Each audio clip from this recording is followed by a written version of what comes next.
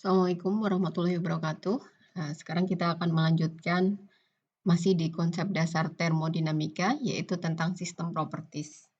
Kita sudah belajar tentang sistem, ada sistem tertutup dan ada sistem terbuka. Kemudian, setiap sistem itu memiliki karakteristik sendiri-sendiri.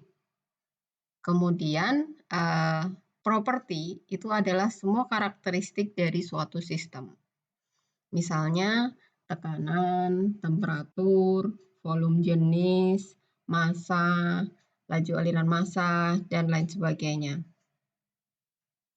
Ada properti sistem yang bisa diukur dengan mudah, kemudian ada properti sistem itu yang harus kita cari. Contohnya adalah tekanan dan temperatur.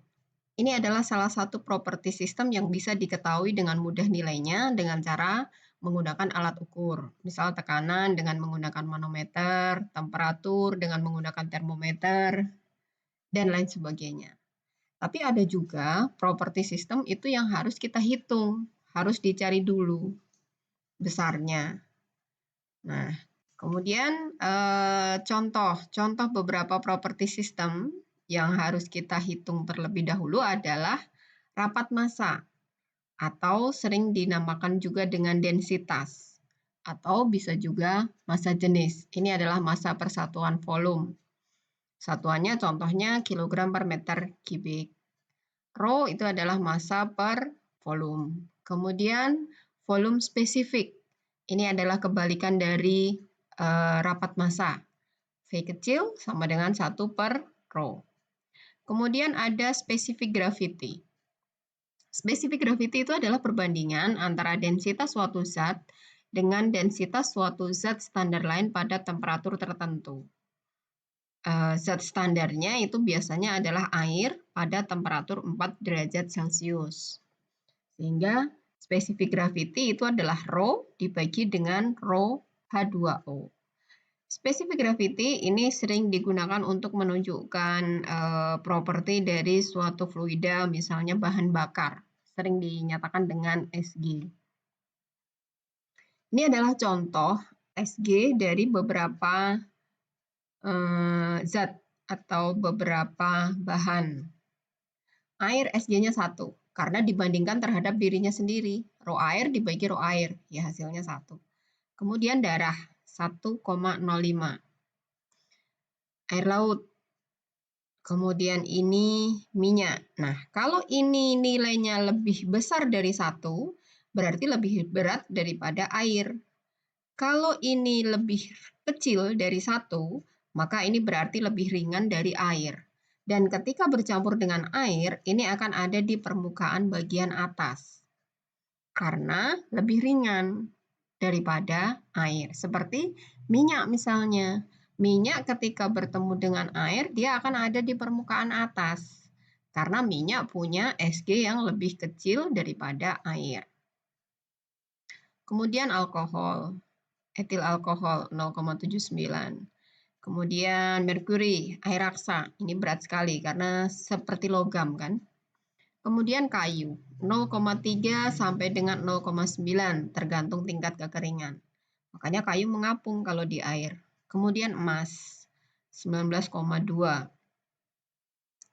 Ini biasa digunakan untuk menentukan kemurnian dari emas. Kalau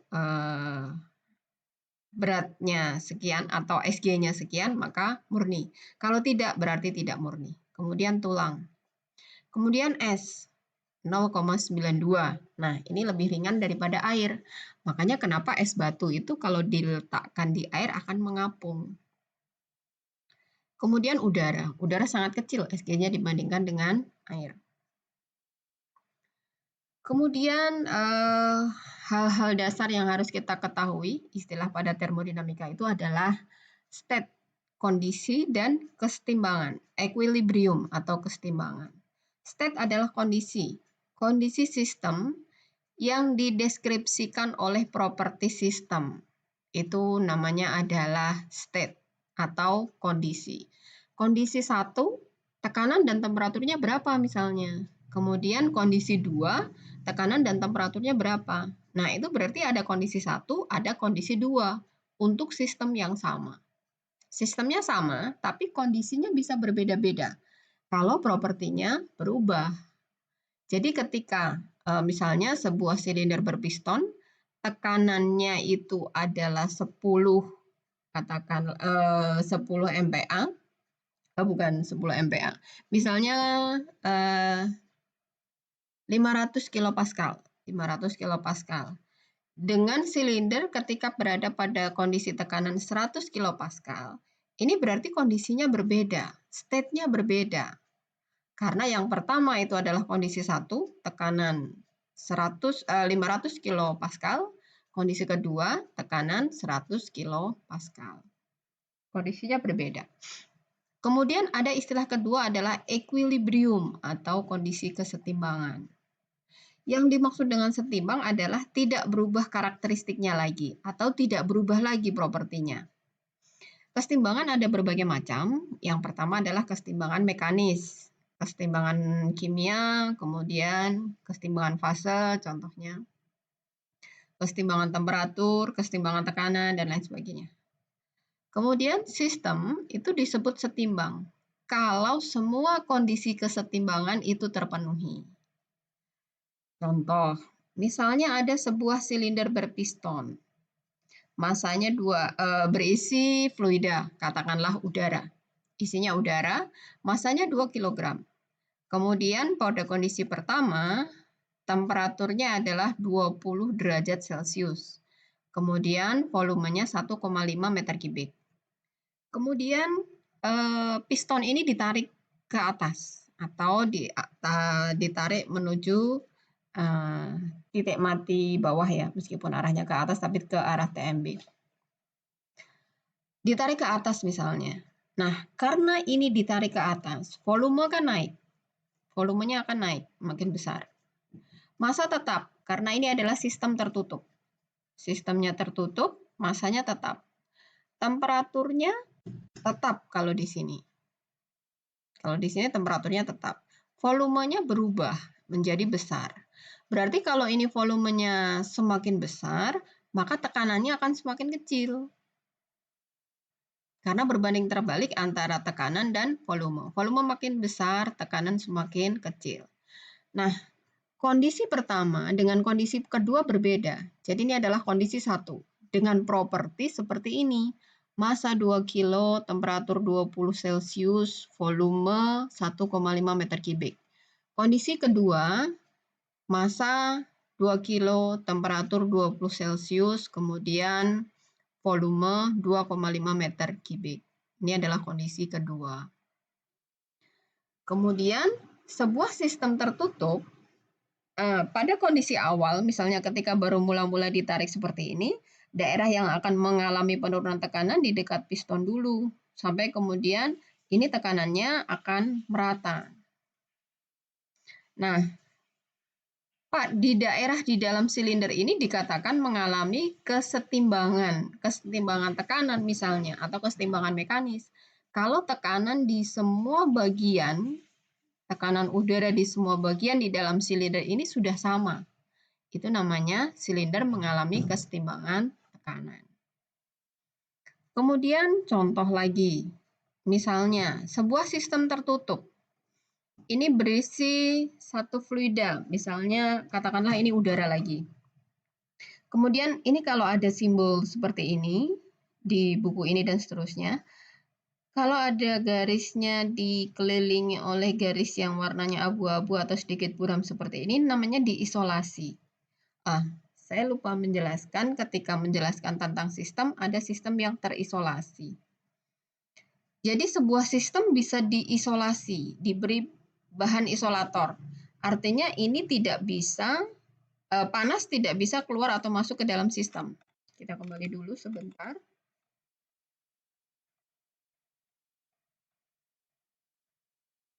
Di dalam sebuah sistem, ini ada sistem terisolasi namanya. Sistem tertutup terisolasi misalnya. Berarti kalau tertutup, massa tidak bisa keluar atau masuk ke dalam sistem. Terisolasi artinya diberi bahan isolator. Misalnya glass wool, rock wool, atau styrofoam. Contohnya adalah misalnya pada termos air panas itu ya. itu kan di sekelilingnya ada bahan isolator. Misalnya ada styrofoamnya atau ada bahan lain lah misalnya. Atau bisa juga misalnya kalau itu termos vakum, vakum flash, itu sekelilingnya ada lapisan kedap udara. Jadi ada udara, udara itu menjadi bahan isolator yang baik di situ. Sehingga dia tidak udara bukan bahan isolator, tetapi di vakum flash itu udaranya diambil sehingga panas tidak bisa merambat melalui udara. Sehingga di situ daerah atau ruangan yang bebas atau ruangan hampa di situ menjadi isolatornya. Contohnya seperti itu. Atau kalau termos yang pakai styrofoam misalnya, styrofoam yang ada di sekeliling termos itu akan menghambat pertukaran kalor dengan lingkungan. Kalau dalam termodinamika, kadang-kadang suatu sistem itu dianggap atau suatu kondisi itu dianggap ideal. Misal ada bahan isolatornya. Pada kondisi ideal, dianggap bahan isolator itu bisa menahan pertukaran panas secara sempurna, sehingga dianggap tidak ada pertukaran kalor dengan lingkungan. Nah, ini yang terjadi kalau misalnya dianggap tidak terjadi pertukaran kalor dengan lingkungan, maka di sini tidak terjadi pertukaran energi juga. Jadi, kalau sistem tertutup terisolasi, maka massa tidak bisa keluar masuk, energi juga tidak bisa keluar masuk. Contoh ini, nah ini ada diberi warna abu-abu begini, maka ini contoh untuk sistem yang terisolasi. Ini tertutup terisolasi. Kemudian di sini temperaturnya misalnya, contohnya ini dipanaskan dari bagian bawah. Dipanaskan dari bagian bawah atau di sini ada satu temperatur yang mungkin pakai heater atau apa ya, sehingga ini berbeda, lebih besar. Bukan dipanaskan dari bawah, karena ini diisolasi. Misalnya di bagian ini ada heater yang tiba-tiba kemudian dinyalakan. Nah, di bagian ini ada temperaturnya 42, di sini 40, 35, 30, 23, dan 20. Ini terisolasi dari lingkungan. Sehingga kemudian pertukaran kalor hanya akan terjadi di dalam sistem saja. Maka kemudian udara yang ada di dalamnya ini itu akan bertukar panasnya. Ketika masih seperti ini dikatakan sistemnya belum setimbang. Karena masih mungkin terjadi pertukaran kalor antara yang 42 ini ke 20, 40 ini ke 23 dan seterusnya, sehingga kemudian nanti akan tercapai kondisi setimbang secara termal atau mencapai kondisi kesetimbangan termal. Yaitu ketika semuanya sudah memiliki temperatur yang sama, misalnya 32. Nah, ini dinamakan setelah mencapai kesetimbangan. Ini sebelum mencapai kesetimbangan. Ini berarti mencapai kesetimbangan termal. Nah, kemudian sampai nanti ke belakang, contoh silinder berpiston itu akan sering digunakan. Karena ini salah satunya misalnya dipakai di motor bakar torak. Ini adalah silindernya, kemudian ini adalah pistonnya. Ini contohnya silinder berpiston. Nanti sampai ke belakang contohnya banyak sekali. Digunakan untuk menganalisa kondisi sistem-sistem termodinamika. Kemudian berikutnya adalah proses dan siklus. Setiap perubahan yang dialami oleh sistem, tadi kan ada kondisi 1, kondisi kesetimbangan 1, kondisi kesetimbangan 2 misalnya. Ini kondisi kesetimbangan 1, kondisi kesetimbangan 2. Ini juga sama. Kondisi kesetimbangan 1, kemudian menuju ke kondisi kesetimbangan 2. Setiap perubahan yang dialami oleh sistem dari satu kondisi kesetimbangan menuju ke kondisi kesetimbangan yang lain, ini dinamakan dengan proses. Ini proses. Dan serangkaian ketika misalnya dari kondisi kesetimbangan 1 ke kondisi kesetimbangan 2, ini kalau prosesnya terjadi secara pelan, berarti diantaranya ini kan ada banyak kondisi kesetimbangan yang lain, sampai kemudian mencapai titik 2. Ini ada garis, ujungnya adalah titik 1 dan titik 2. Tapi pada prinsipnya garis itu kan terdiri dari banyak titik. Nah, ini sama. Kondisi setimbang 1, kondisi setimbang 2. Dari kondisi setimbang 1 menuju ke kondisi setimbang 2, ini juga akan banyak kondisi kesetimbangan yang lain. Nah, kondisi kesetimbangan yang dilalui ini dinamakan dengan alur proses. Serangkaian kondisi yang dilalui dari titik 1 menuju titik 2, ini adalah alur prosesnya.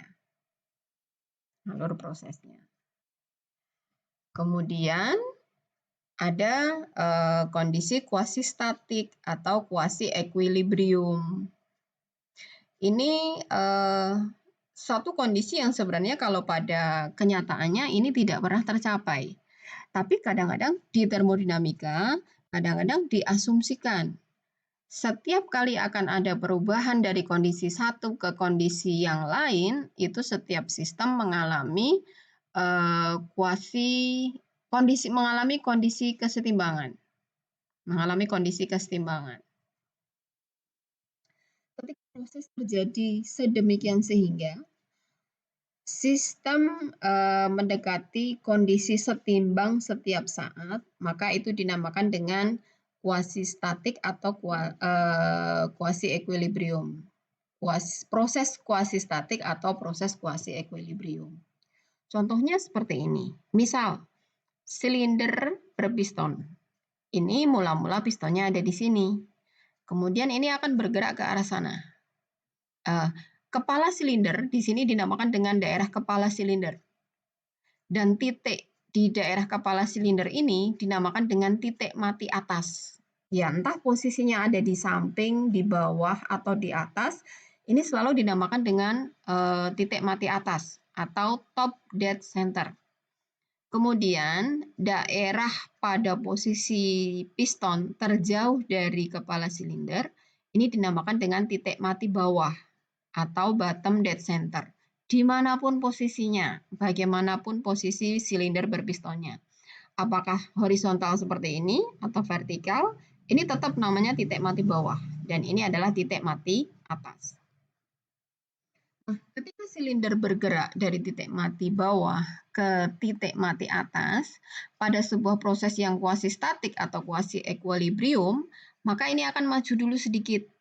Kemudian, ketika ini maju, maka molekul, misalnya ini isinya udara, molekul udara itu yang tekanannya besar itu kan yang di daerah dekat pistonnya dulu. Kadang saya menyebut torak, kadang saya menyebut piston ya. Daerah dekat pistonnya dulu. Jadi ini maju sampai di sini. Maka kemudian di daerah ini tekanannya besar.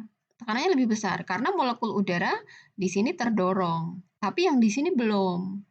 Nah, pada proses kuasi statik, maka ini ketika ini tekanannya berbeda seperti ini silindernya pistonnya akan berhenti dulu. Berhenti dulu sampai kemudian ini mencapai kesetimbangan. Nanti maju lagi sedikit, tekanan di daerah ini naik lagi, akan ditunggu lagi sampai setimbang. Demikian seterusnya sampai silinder ini sampai di sini. Nah, ini secara teori. Secara teorinya begitu. Ini bisa terjadi ketika proses kompresinya terjadi secara perlahan-lahan.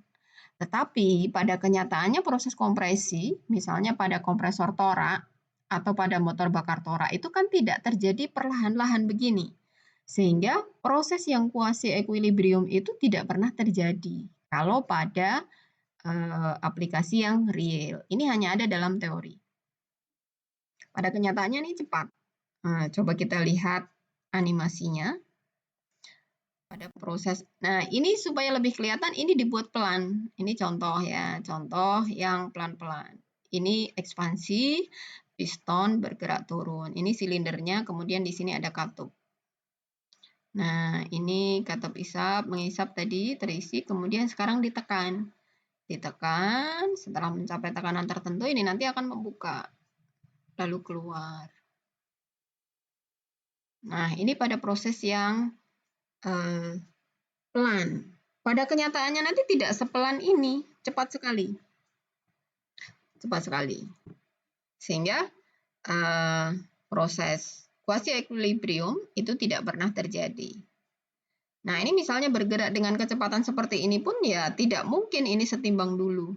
Ketika misalnya tadi hanya mengkompresi udara saja misalnya seperti ini udara masuk. Nah, seperti ini kan ini tekanannya di daerah ini kecil, di sini masih besar. Kemudian ini nanti akan didorong ke atas misalnya. Nah, ini kan di sini tekanannya besar. Di sini mungkin masih kecil, tidak sempat mencapai kondisi equilibrium. Ini contoh silinder berpiston, ini pada motor bakar torak. Mungkin kita lihat dulu sebentar ya. Jadi awalnya itu kalau pada motor bakar torak itu kan seperti ini. Silinder bergerak ke bawah karena kalau pertama kali Anda nyalakan motor mungkin karena engkol ya, atau karena motor starternya berputar, ini akan memutar poros engkol, di sini tidak kelihatan. Kemudian ini bergerak ke bawah. Ketika bergerak ke bawah, volume kan makin besar. Volume makin besar. Kalau volumenya makin besar berarti tekanan turun. Ketika tekanan turun, ini akan menarik katup. Katup ini akan tertarik ke dalam. Sehingga di sini ada celahnya dan membuka. Membuka, udara luar masuk. Udara luar tekanan sama dengan tekanan atmosfer.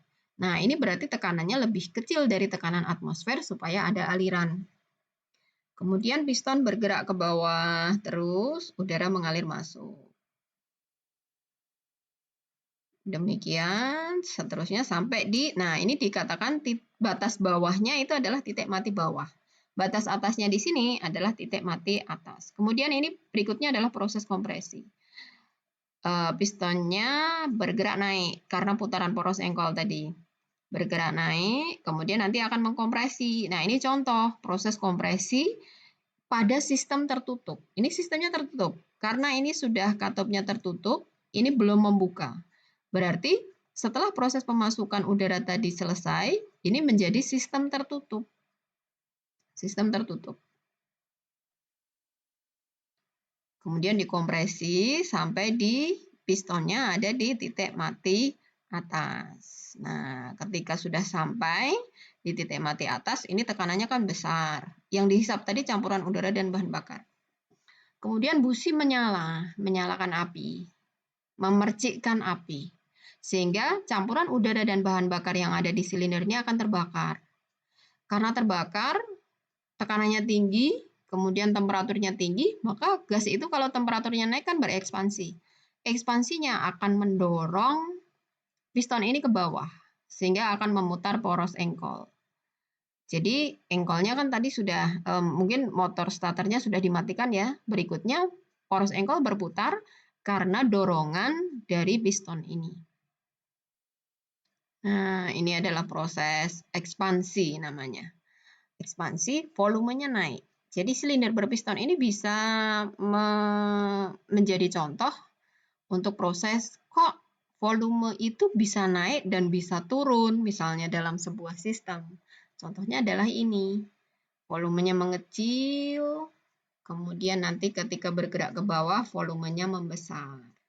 Sehingga ini menjadi aplikasi bagi contoh yang ini tadi. Contoh ini. Kemudian contoh kesetimbangan tadi, ini kok volumenya bisa berubah-ubah. Kenapa ini pistonnya bisa naik, bisa turun, atau tadi bisa bergerak naik turun misalnya. Itu dari mekanisme yang tadi. Kembali ke sini, proses, alur proses, kondisi 1, kondisi 2, kemudian dari kondisi 1 ke kondisi 2, ini melewati suatu alur proses. Proses kuasi statik atau kuasi equilibrium. Kemudian ada tip, menggambarkan suatu kasus melalui diagram, proses atau siklus akan mempermudah penyelesaian. Jadi nanti ketika Anda menemui suatu kasus, usahakan digambarkan supaya Anda lebih mudah dalam menyelesaikan kasus-kasus itu. Nanti kita lihat contoh bagaimana menggambarkan suatu kasus dalam sebuah diagram supaya penyelesaiannya lebih mudah. Nah, ini contoh diagram proses kompresi. Diagram proses kompresi itu contohnya adalah tadi ketika udara sudah terisap masuk. Nah, ini sampai di bawah ya.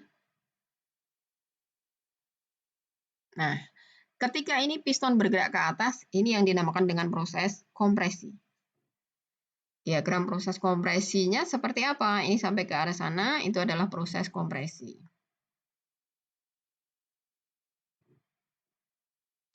Nah, tadi ketika awal proses kompresi, ini kan volumenya besar.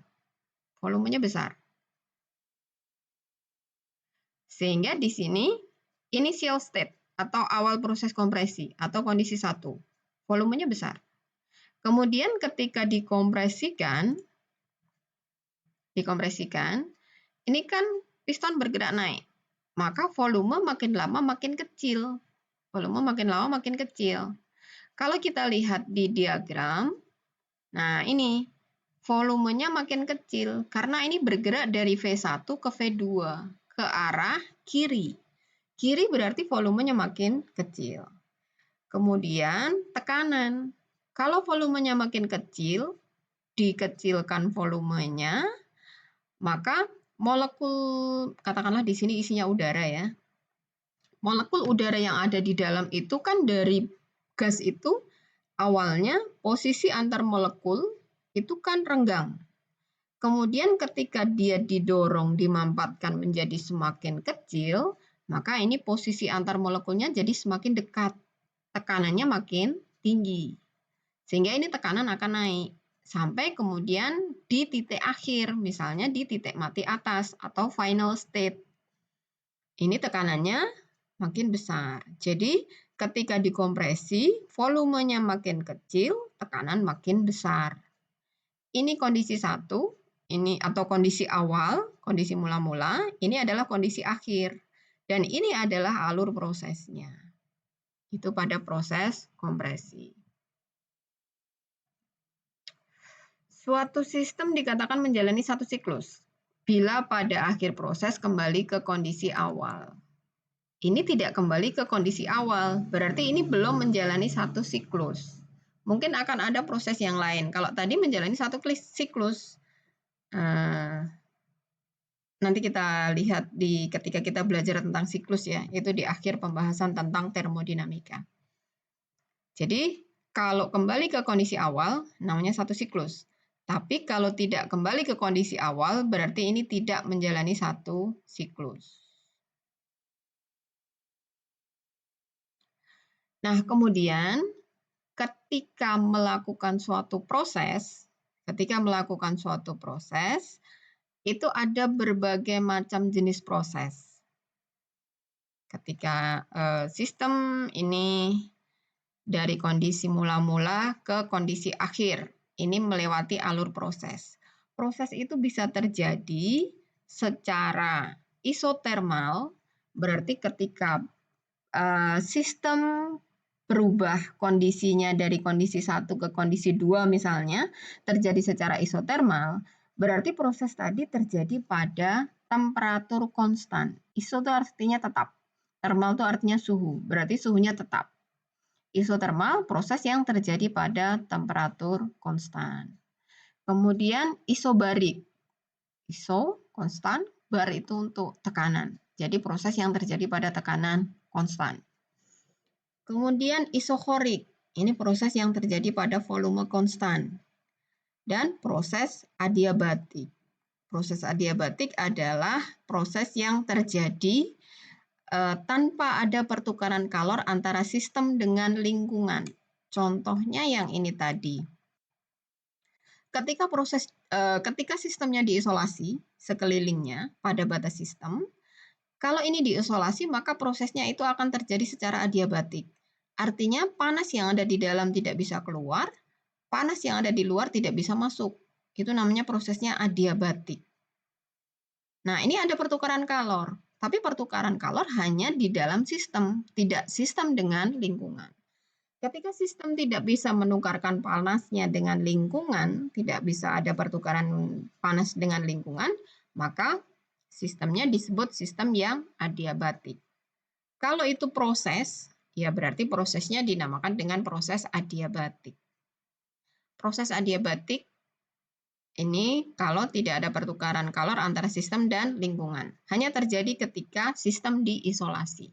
ada bahan isolatornya. Itu kira-kira mengenai properti sistem.